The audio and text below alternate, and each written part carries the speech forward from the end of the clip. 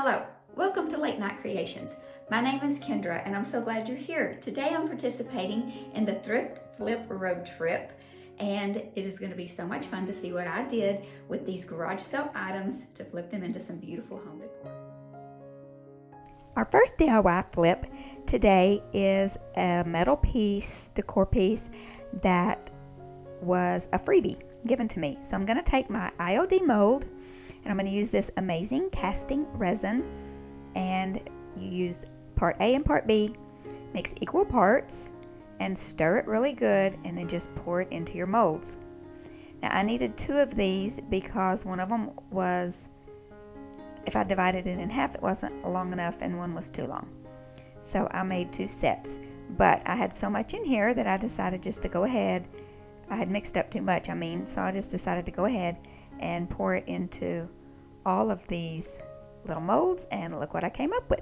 This took about 20 minutes for this to set up to where I could pop it out, and they're still a little soft and moldable and pliable, which is good in case you need to make it go around a round object or to lay not quite so flat. And you can see it was still a little bit sticky as I tried to place it on there to see what it was going to look like. I'm kind of just placing these down here to see which one that I'm going to like to go on my decor piece. And I choose you see the one that I chose, and I cut it down with my miter shears, but I did it before it set up and got really hard while it was still pliable, and it was easy to cut. Now I'm just taking some aged gray by Rust-Oleum chalk paint and dry brushing this. I did the metal piece and the molds. Now I have these rub-on transfers that I got on Amazon or Etsy. I can't remember. But you can get beautiful rub-on transfers at Dollar Tree or Amazon or Etsy or just about anywhere that you buy craft supplies. And I'm just choosing the ones that I want to go on here. I played around with placement, and then I finally chose this pretty green branch with the leaves on it, and just rubbing and rubbing. And I find that it works best for me if I rub and lift and rub and lift as I'm going, and then burnish it down with the leftover piece of plastic. I'm going to cut out this strip of words, and I'm going to place it on here where I think I want it, and then I'm just going to remove that little piece of trim so that I can rub that down. I'm not going to show you every single method that I use to put these, I keep wanting to call them decals, these rub-on transfers down, because I think you kind of know this technique if you've watched me craft very long, or I've done it a couple times now, and it's the same process for every one of these rub-on transfers. So I did the little flowers. I picked a couple of little butterflies and put up on the top. I don't think that I got that on camera, but I stuck a little butterfly on there. And now I'm just going to use the Aleene's tacky glue. It's nice and thick, and it has a really good hold, and I believe it's going to hold this really nicely. I did this several days before I'm doing this voiceover, and those pieces were still stuck on there very nicely.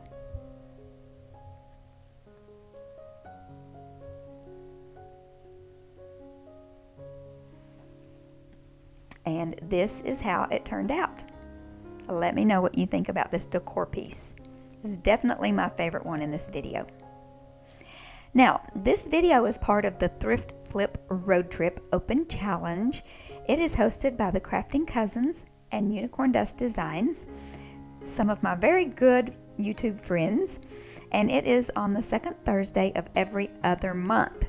Now, if you're interested in participating in this challenge and you are a YouTube creator, you can go on Instagram and reach out to either one of these channels and get connected with them, and you can participate next time. Now, the next DIY is this little dish that I got.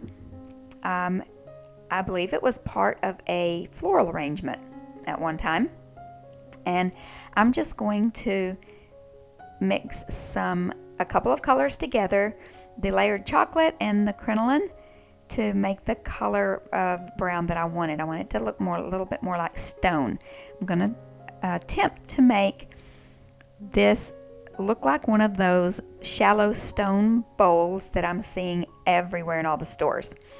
I'm going to add the Saltwash. Now, I have a link in my description box as to where you can purchase this. Our friend Sammy over at Unicorn Dust Designs she sells the salt dust. The salt dust. Oh my goodness, I can't even talk. The Saltwash. It is an amazing product. You can do so much with it. You can use it to make things look like stone. You can use it to make things look like aged wood. There are so many possibilities. It comes with great instruction, a little instruction book to tell you how to mix it. It's not a book, it's a little pamphlet that tells you how to mix it. For very inexpensive, I want to say like $1 or $2, you can get a idea book that gives you all kinds of ideas and suggestions and instructions on how to use this amazing Saltwash product. So I highly recommend that you go over to her website and check it out. Now I'm just dabbing it, doing it with a dabbing motion and dabbing it and over the entire bottom of this dish. I didn't mind if a little bit of that gold did show through.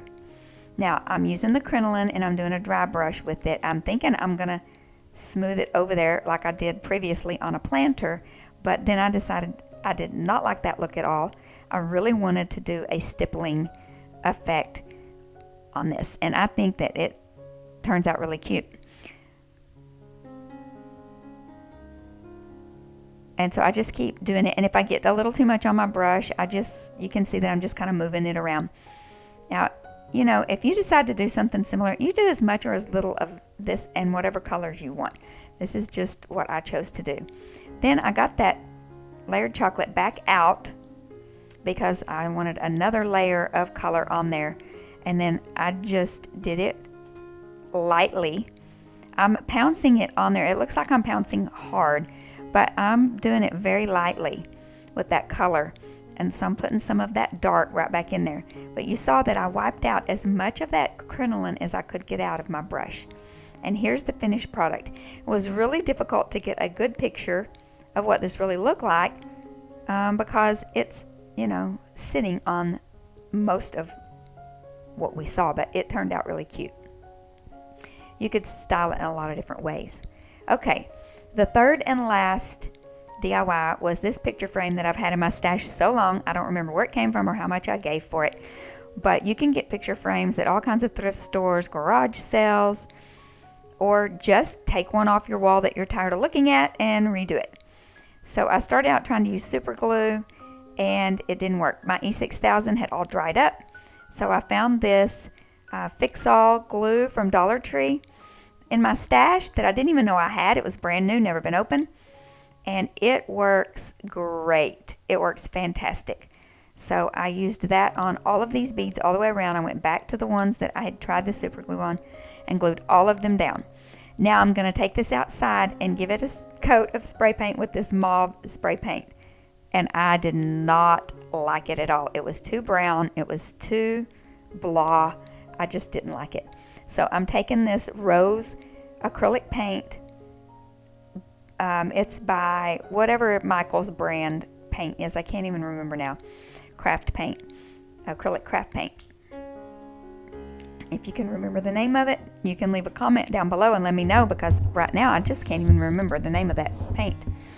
But anyway, then I painted both of those pieces, one good coat with the rose, and it turned out a much better color. Now I'm taking the clear wax by DIY. I get my wax from Upcycle by Bree at upcyclebybree.com. That link will be in the description box below as well.